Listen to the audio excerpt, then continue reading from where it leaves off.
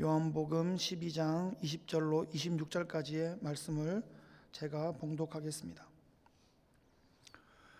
명절에 예배하러 올라온 사람 중에 헬라인 몇이 있는데 그들이 갈릴리 벳세다 사람 빌립에게 가서 청하여 이르되 선생이여 우리가 예수를 배웁고자 하나이다 하니 빌립이 안드레에게 가서 말하고 안드레와 빌립이 예수께 가서 여쭈니 예수께서 대답하여 이르시되 인자가 영광을 얻을 때가 왔도다. 내가 진실로 진실로 너에게 이르노니 한 알의 밀이 땅에 떨어져 죽지 아니하면 한 알 그대로 있고 죽으면 많은 열매를 맺느니라. 자기의 생명을 사랑하는 자는 잃어버릴 것이요 이 세상에서 자기의 생명을 미워하는 자는 영생하도록 보전하리라. 사람이 나를 섬기려면 나를 따르라. 나 있는 곳에 나를 섬기는 자도 거기 있으리니 사람이 나를 섬기면 내 아버지께서 그를 귀히 여기시리라. 아멘. 오늘 본문의 배경은 유월절입니다. 유월절은 어떤 날인지 아시죠?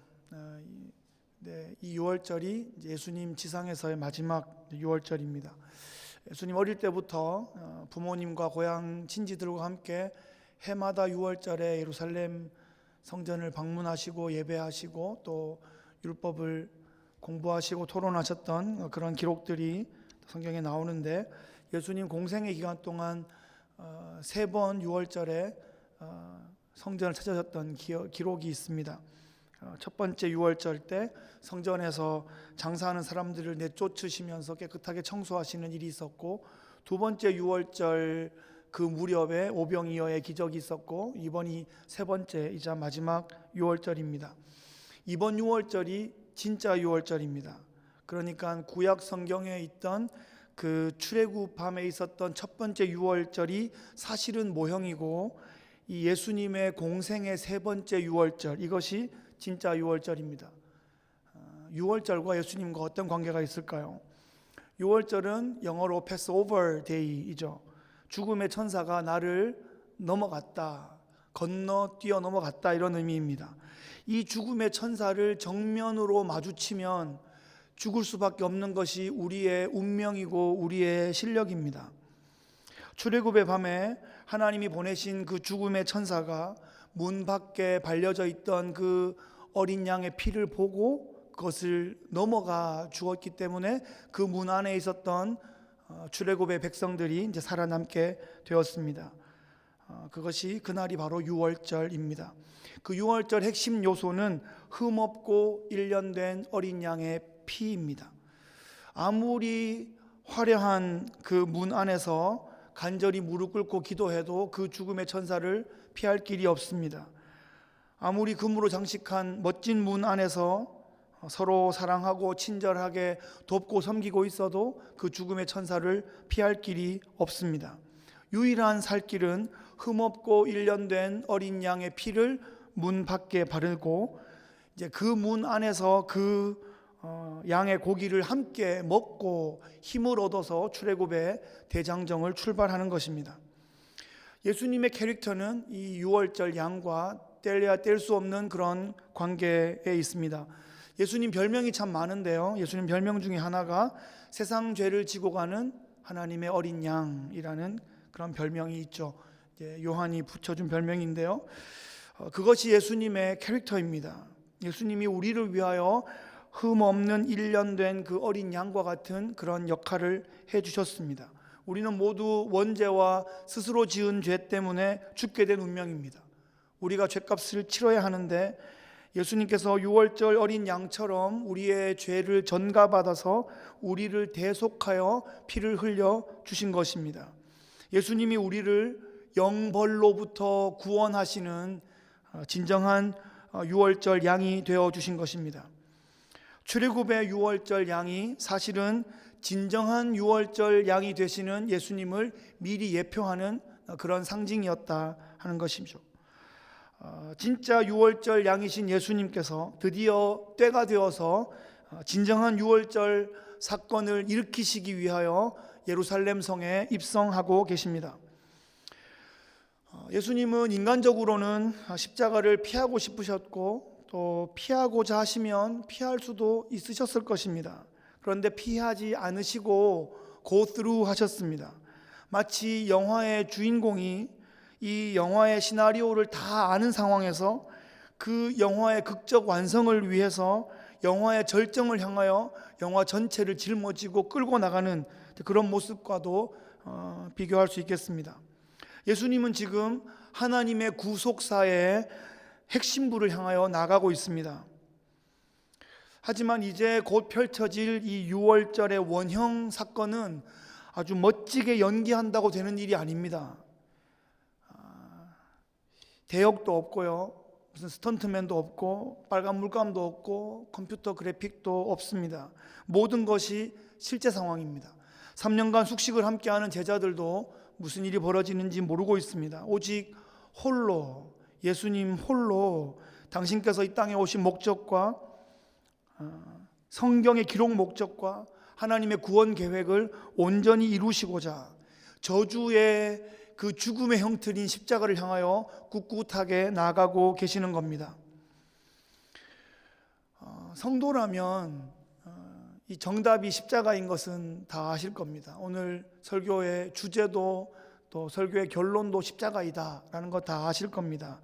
뭐 그 답을 감춘다고 해서 모르실 것이 아니기 때문에 이미 초두에 십자가다 이렇게 말씀드립니다. 그런데 답만 안다고 문제가 해결되는 게 아니죠. 어떤 과정으로 이 답이 풀어지는지 그 과정을 우리가 알아야 그 답의 혜택을 누릴 수 있습니다. 답은 십자가인데 어떻게 그 답이 풀어지는지, 그것을 어떻게 우리가 적용할 것인지 함께 말씀을 통해 살펴보면 좋겠습니다. 20절 말씀에 헬라인들이 예수님을 뵙고자 했다라고 요한이 기록해주고 있습니다. 여기서 이 헬라인이라는 표현은 비유대인과 이방인들을 포괄하는 그런 표현으로 이해합니다. 당시 여러 가지 복잡한 그 세계사적인 상황들 때문에 그 갈릴리 접경 지역에 헬라인들이 많이 거주하고 있었습니다. 그리고 디아스포라 유대인들이 사는 그 지역에도 또 헬라인들 속에 살고 있었고, 그렇게 유대인들의 그 경건한 유대인들의 신앙의 영향을 받은 그런 헬라인들이 함께 또 영향을 받아서 또 여호와 하나님을 경외하고 성전에 나와 예배하는 그런 일들이 있었습니다. 요한은 의도적으로 예수님의 이 복음의 초기부터 이방인들이 인발부되었고 이방인들이 그 복음의 영향을 받았고 이 이방인이 예수님께 나오고 있었다라는 것을 밝혀주고 있습니다. 이 기록은 요한복음을 처음 읽었을 이방인들에게 적지 않은 위로가 되는 것 같습니다. 성경의 핵심 요약이라고 볼 수 있는 요한복음 3장 16절에도 하나님이 세상을 이처럼 사랑하셨다 이렇게 기록하고 있습니다. 하나님이 유대인만 사랑하셨다, 아브라함의 혈통적 자손만 사랑하셨다 하지 않으시고 이방인을 다 포함한 세상을 이처럼 사랑하셔서 자신의 아들을 내어주셨다 그렇게 선언하고 계십니다. 이 헬라인들이 빌립을 찾은 것은 아마 이 빌립의 이름이 헬라어 이름이고 또 빌립의 출신 지역이 베세다인데 또 헬라 지역이랑 또 접경 지역이어서 아마 그가 헬라어에 능통했을 것으로 이해해 볼 수 있겠습니다. 예수님 제자 중에 이 빌립의 친구가 있었거든요. 동네 친구인데 그 이름이 안드레입니다. 그래서 빌립이 안드레에게 찾아가고 그 안드레와 빌립이 함께 예수님께 찾아가는 그런 장면입니다. 전에도 이런 장면을 보신 적이 있으시죠? 오병이어 사건 때 계산해 보니까 200데나리온으로도 부족합니다. 이 말 한 사람이 빌립이고 소년의 오병이어를 가지고 와서 뭐 이거 가지고 얼마 되겠습니까? 이렇게 말한 게 안드레입니다. 오늘 이 친구 빌립과 안드레가 예수님께 나아가서 주님, 헬라인 몇 사람이 주님을 뵙고자 합니다 이렇게 말씀드렸습니다. 그런데 예수님은 그 헬라인을 모시고 와라 이렇게 말씀하지 않으시고 제자들에게 말씀하기 시작합니다. 23절 말씀에 예수께서 대답하여 이르시되 인자가 영광을 얻을 때가 왔도다. 이 의미가 무엇일까요? 인자가 영광을 얻을 때가 왔도다. 인자는 누구를 의미합니까? 한자로 쓰면 사람의 아들이란 뜻인데 단순한 사람의 아들이라면 우리가 다 사람의 아들인데요, 예수님은 독특하시고 특별하신 분이신데 단순히 A son of man으로 자신을 표현하지 않으셨을 겁니다. 영어 성경에 보면 The Son of Man, 이 son과 man을 대문자로 그렇게 기록해주고 있습니다. 일반적인 사람의 아들이 아니라 바로 그 사람의 아들이라는 뜻입니다. 구약 성경에 사람의 아들을 닮은 어떤 분이 영광 중에 오리라 라고 기록되어 있는 그 본문에 나오는 바로 그 인자를 말하고 있습니다. 그러니까 예수님께서는 그 인자가 나다, 내가 바로 메시아다, 이렇게 자신을 소개하고 있습니다. 인자가 영광을 얻는 모습, 다니엘 7장에 우리가 그 배경을 찾아볼 수 있습니다. 그 인자는 바다에서 나오는 네 짐승을 정복하고 있습니다. 이 네 짐승은 각각 한 마리는 사자 같은데 독수리의 날개를 달고 있고요, 또 하나는 난폭한 곰같이 생겼고, 또 하나는 머리가 4개 달린 표범 같고, 또 하나는 뿔이 10개 달린 기괴한 괴물같이 생긴 그런 짐승의 모습입니다. 이 네 짐승은 각각 바벨론, 페르시아, 헬라, 로마 제국을 상징합니다. 이 짐승의 나라를 정복하는 인자, 그 인자가 어떤 위용을 나타내는지 관련 본문을 보시면 다니엘 7장 13, 14절 말씀입니다. 내가 또 밤 환상 중에 보니 인자 같은 이가 하늘 구름을 타고 와서 옛적부터 항상 계신 이에게 나아가 그 앞으로 인도되매 그에게 권세와 영광과 나라를 주고 모든 백성과 나라들과 다른 언어를 말하는 모든 자들이 그를 섬기게 하였으니 그의 권세는 소멸되지 아니하는 영원한 권세요 그의 나라는 멸망하지 아니할 것이라. 이 예언적인 말씀에 따르면 인자는 엄청난 괴력을 가진 이 짐승의 제국들을 완전히 섬멸하고 빛난 영광으로 아주 영원한 우주적인 왕국을 세우실 것이다, 그렇게 예언하고 있습니다. 이것이 그 인자, 더 인자의 엄위하고 영광스러운 그런 모습입니다. 예수님께서 드디어 인자가 영광을 얻을 때가 왔도다. 제자들이 유대인들이고 또 구약 성경을 잘 아는 사람들이라 이것을 이해했을 수 있습니다. 아, 예수님이 드디어 때가 왔다고 말씀하시는구나. 사실 예수님은 그동안 제자들이 계속 막 예수님 드러내라 그러고 이제 올라가시자 그러고 막 힘을 펼치시라 그러는데 예수님은 아직 때가 안 되었다 이렇게 말씀하셨거든요. 가나 혼인잔치에서 어머니 마리아가 포도주가 떨어졌어 이렇게 얘기하자 예수님은 2장 4절에 여자여 나와 무슨 상관이 있나이까 내 때가 아직 이르지 아니하였나이다 이렇게 말씀하시죠. 7장 30절에 보면 그들이 예수를 잡고자 하나 손을 대는 자가 없으니 이는 그의 때가 아직 이르지 아니하였음이로라.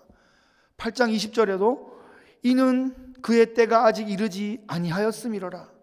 요한복음에서는 예수님께서 때를 얘기하실 때 항상 미래적인 때를 말씀하셨습니다.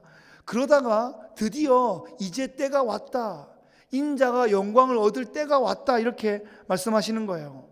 그러니까 제자들이 이제 무릎을 치는 거죠. 그렇지, 역시 예수님이지. 지금까지 때를 기다리고 계셨던 거야. 과연 승부사다운 면모가 있으셔. 그러면서 제자들은 머릿속으로 이제 다윗의 후손으로 오셔서 다윗보다 더 나은 힘과 권세로서 하나님의 신정 통치를 이루실 막강한 메시아의 모습을 머릿속으로 그리고 있었습니다.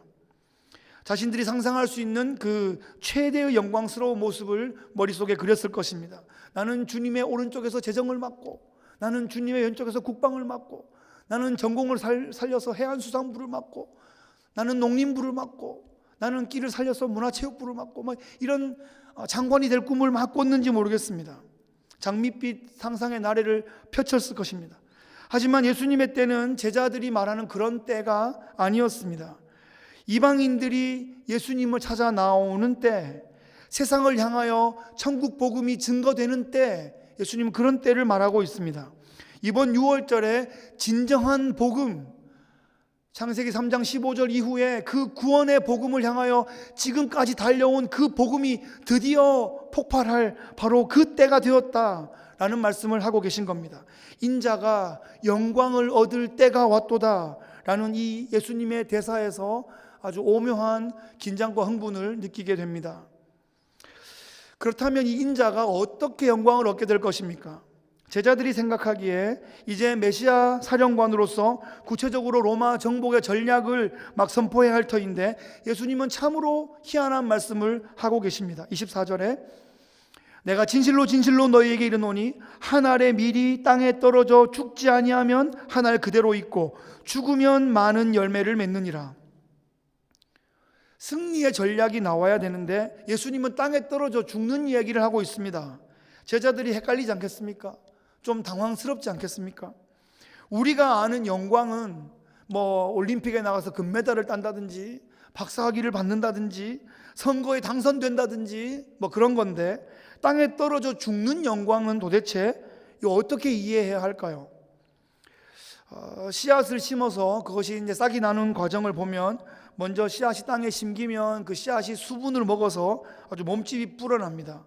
그리고 씨앗 속에 효소가 활성화되면서 씨눈이 터져서 싹은 위로 올라가고 뿌리는 땅으로 내려지면서 이렇게 자라게 되는데요, 그 씨앗 안에는 생명력이 있습니다. 그 씨눈이 있는데 그 생명력이 터져 나오기 위해서는 씨눈이 성장할 수 있도록 그 씨앗 자신의 몸을 양분으로 내어주는 그런 과정이 있어야 합니다. 그렇게 되면 한 알의 밀이 30알, 60알, 100알의 그런 밀알을 맺을 수 있습니다. 아주 몸집이 큰 한 알의 밀알이 되는 그런 야망이 아니라, 이 한 알의 밀알이 죽어서 썩어서 그렇게 될 때에 많은 사람을 먹이고 살리게 되는 그런 비전을 예수님이 품으셨고 제자들에게, 우리에게 보여주고 계시는 겁니다. 이런 이야기를 읽은 적이 있습니다. 어떤 중년의 신사가 어릴 때 이제 시골을 떠나서 도시에서 공부하고 직장 갖고 결혼하고 살다가 어느 날 추억을 더듬어서 35년 만에 그 시골 통나무집을 찾았습니다. 황폐해진 그 시골 통나무집을 향하여 걸어가다가 어린 시절 집 앞 그 개울가에 호두알을 친구들이랑 심었던 기억이 나서 그 개울가를 가보았더니 아주 아름드리 큰 호두나무가 아주 멋있게 자라 있었습니다. 그때 다락방에 숨겨뒀던 그 호두도 생각나서 그 다락방으로 올라가 봤더니 어떻게 되었을까요? 말라 비틀어진 호두알들이 여전히 거기에 매달이 있었습니다. 분위기 좋은 다락방에서 햇볕 잘 받으면서 아주 예쁜 호두알 그대로 있으려고 했더니 시간이 지나니까 아주 말라 비틀어져 썩어버리고 맙니다. 하지만 아무도 알아봐주는 사람 없이 어둡고 답답한 땅속으로 떨어져서 죽고 썩으면 그 안에서 생명력이 터져나와서 사람을 살리고 땅을 살리고 생태계를 살리는 그런 놀라운 도구로 쓰임받는다는 것입니다. 비단 생태계뿐 아니라 한 가정이 생존하는 상황에서도, 또 국가적인 위기 상황에서도, 교회 공동체가 세워지는 상황에서도 이런 진리가 적용될 것입니다. 저희 집안이 이제 사업이 망한 다음에 7, 80년대에 그 대구 달동네에서 적응하는 사실 생존하는 그 과정에서 아모레 화장품 구루마를 끄시는 어머니의 헌신적인 그런 눈물겨운 헌신이 있었습니다. 뒤늦게 또 소명을 받아서 목회하신 제 아버님도 섬기시는 교회마다 뼈를 깎는 헌신으로 교회를 섬기셨습니다. 제가 중학교 때 교회를 한번 건축하시고는 다시는 교회 건축 안 하면 좋겠다 그랬는데, 제가 대학교 때 또 한 번 교회를 건축하시고는 정말 그 2번 건축하시고 그 기간 동안 아주 많은 시간과 또 많은 에너지와 또 많은 재정적인 헌신들을 하셨습니다. 30년을 목회하신 후에 이제 재작년에 교회를 은퇴하시면서 이런 말을 남기셨어요. 나를 잊으라고 말하지 않겠다. 내가 있겠다. 멋있죠? 그러시면서 도시 반대편 지역으로 이사 가셔서 쳐다도 안 보시고 잘 지내고 계십니다. 겉으로 보면 망한 것 같은데, 겉으로 보면 섭섭한 것 같은데, 손해보는 것 같은데, 벼랑 끝인 것 같은데, 독수리가 나를 등에 업고 바다를 건너는 그런 기가 막힌 경험들을 하게 되는 것입니다. 그것이 신앙의 길이고 그것이 신앙생활의 반전의 묘미인 것이죠. 25절에 자기의 생명을 사랑하는 자는 잃어버릴 것이요 이 세상에서 자기의 생명을 미워하는 자는 영생하도록 보존하리라, 이렇게 말씀하십니다. 저는 이 말씀을 짧은 일생의 삶에 집착하는 사람은 영생을 놓치게 되고, 영생을 위해 일생을 투자하는 사람은 반드시 이 생과 내세의 영광을 누리게 된다. 이런 말씀으로 이해합니다. 예수님께 붙어 있어 생명의 진액을 누리는 제자들은 이 땅에서 이미 영생을 누릴 뿐 아니라 자신을 통하여 영혼의 열매를, 영원의 열매를 맺는 복된 통로로 쓰임받게 되는 것입니다. 우리가 배우자에게 그래야 하고, 우리가 자녀들에게, 또 부모님에게 그래야 하고, 또 우리가 우리의 이웃과 교회 공동체에게, 더 나아가 사회와 민족에게 그런 삶을 살아야 할 것입니다. 왜냐하면 크리스찬의 삶이란 것은 그 자체가 자신을 위하여 부르신 것이 아니고 자신을 통하여 세상을 살리는, 영혼을 살리는 그런 부르심으로 부름받았기 때문입니다. 부모님이 경북 구미에 살고 계십니다. 현재 코로나19의 가장 큰 확산의 그런 경로 가운데 있습니다. 대구가 뚫리고 바로 옆에 있는 칠곡이 뚫리고 인접해 있는 구미에 영향을 미치고 있습니다. 악한 바이러스가 퍼지는 것은 근본적으로는 인간의 죄와 탐욕의 문제가 그 안에 있을 것입니다. 의도적으로 이 바이러스를 만들었을 수도 있고 또 정상적이지 않은 방법으로 유통했을 수도 있습니다. 어쩌면 실수로 시작되었을 수도 있습니다. 하지만 일단 퍼지기 시작하면 그 다음부터는 더 이상의 확산을 막고 환자를 치료해 나가야 되는 급박한 상황, 마치 전시 상황과 같은 그런 상황이 펼쳐집니다. 이런 급박한 위기 상황 가운데 전국 각지에서 대구로 자발적으로 모여드는 의료진들의 모습에서 아주 감동을 느끼게 되었습니다. 전쟁터에서 군인이 놀랍게 헌신하는 것처럼, 화재 현장에서 소방관들이 화마와 치열하게 싸우는 것처럼, 전염병 이 방역의 현장에서 생명을 걸고 사투하는 그 의료진들의 모습에서 전동과 그런 감동이 있고 또 전율이 있습니다. 인간에게 이런 헌신적인 모습이 있는 것은 그 원형이 하늘에 있어서 그렇습니다. 하나님께서 가장 근원적이고 가장 진실하고 가장 결정적인 헌신을 우리에게 보여주셨기 때문입니다. 하나님께서 본을 보여주셨기 때문에 우리가 그나마 조금 닮게 되었습니다. 예수 그리스도의 십자가의 죽으심, 그것이 가장 결정적이고 원형적인 헌신의 모습입니다. 32절 말씀에 보면 내가 땅에서 들리면 모든 사람을 내게로 이끌겠노라 이렇게 말씀하십니다. 이것이 이제 요한복음의 좀 특별한 표현인데요. 예수님은 죽음의 형틀인 십자가에 달리는 것을 땅에서 들린다라는 독특한 표현을 사용하십니다. 십자가에 매 달리는 장면은 겉으로 볼 때는 미랄이 땅에 떨어져 죽어 썩는 것처럼 허무해 보입니다. 그리고 구약 성경에는 나무에 달린 자마다 저주받은 자이다라고 기록되어 있습니다. 그런데 예수님은 발상을 전환시켜서 땅에서 들리는 것은 하늘에서 가까워지는 것이다. 왕으로 등극하는 것이다. 그래서 인자가 영광을 받는 것이다 라고 발상을 전환시켜 주십니다. 처절한 죽음과 치욕스러운 이 저주의 상징인 십자가가 영광과 승리의 상징으로 역전되는 것이죠. 예수님께서 십자가 형틀을 통과하실 때 가장 치명적인 저주인 사망 권세가 정복되고 부활 생명을 성취하게 되는 것입니다. 십자가가 없이는 부활이 없고, 부활이 없이는 우리의 대속이 없고, 대속이 없으면 우리의 구원은 무효입니다. 구원의 키는 우리의 헌신이 아니라 구원의 키는 주님의 십자가입니다. 사람들은 누구나 성공하고 싶고 또 승리하고 싶습니다. 하지만 부유해지고 똑똑해지고 예뻐지는 것이 성공이 아닙니다. 책을 쓰고 또 유명해지고 텔레비전에 나오는 것이 승리가 아닙니다. 그런 것들은 다 이 찰나와 같은 일생 동안 경험하는 것이고 영생에 비하면 너무나 지극히 작고 짧고 초라한 그런 찰나에 불과합니다. 예수님은 사람들이 기대하고 또 제자들이 추구하였던 빵빠레를 울리며 계산하는 그런 메시아상이 아니라 불법적인 재판에 저항하지 아니하고 십자가 사형틀에 매달려서 힘없이 고개를 떨구는 그런 실패한 메시아 같은 모습으로 우리에게 찾아오셨습니다. 죽은 것 같은데, 썩은 것 같은데, 끝인 것 같은데 거기에서 새 생명이 움트고 주님을 닮은 영적인 DNA가 폭발하면서 하나님 나라의 구원의 역사가 펼쳐지는 것입니다. 그것이 바로 십자가의 역설입니다. 저주의 사형틀이 자랑과 영광이 되는 것은 오직 기독교 신앙 안에서만 가능합니다. 그래서 우리의 이 기독교 신앙은 매우 독특합니다. 일반적인 종교와는 판이하게 다릅니다. 우리 기독교 신앙은 종교, 이 릴리전이 아닙니다. 메타 릴리전, 종교를 초월하는 경지에 있는 것이죠.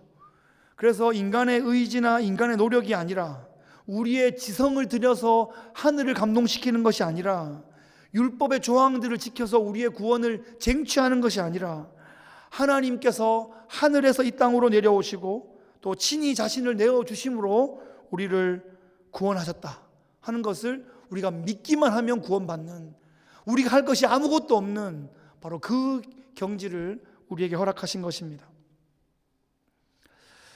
말씀을 정리하겠습니다. 예수님은 첫 유월절 양이 그 피로 출애굽 백성들을 죽음으로부터 패스오버 했던 것처럼 리얼 유월절 양의 실체로서 하나님의 백성들을 영원한 죽음으로부터 패스오버 해주신 것입니다.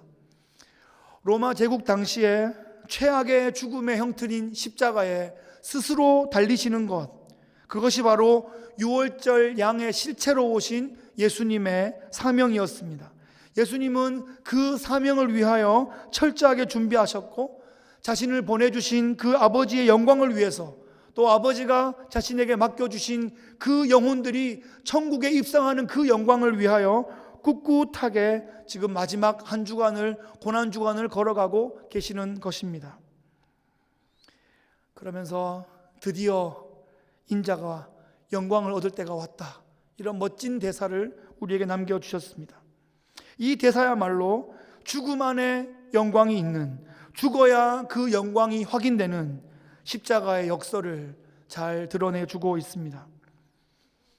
크리스찬의 삶은 한 영혼이 십자가의 보혈의 은총으로 구원받은 바로 그 지점에서 시작합니다. 그 십자가의 DNA가 크리스찬의 심장에 아로 새겨집니다. 혹자가 말하는 것처럼 고난과 멸시천대를 주님께서 다 받으셨기 때문에 우리는 존귀와 영광만 누리고 우리에게는 꽃길만 있는 것, 그것은 주님이 우리에게 가르쳐 주신 신앙이 아닙니다.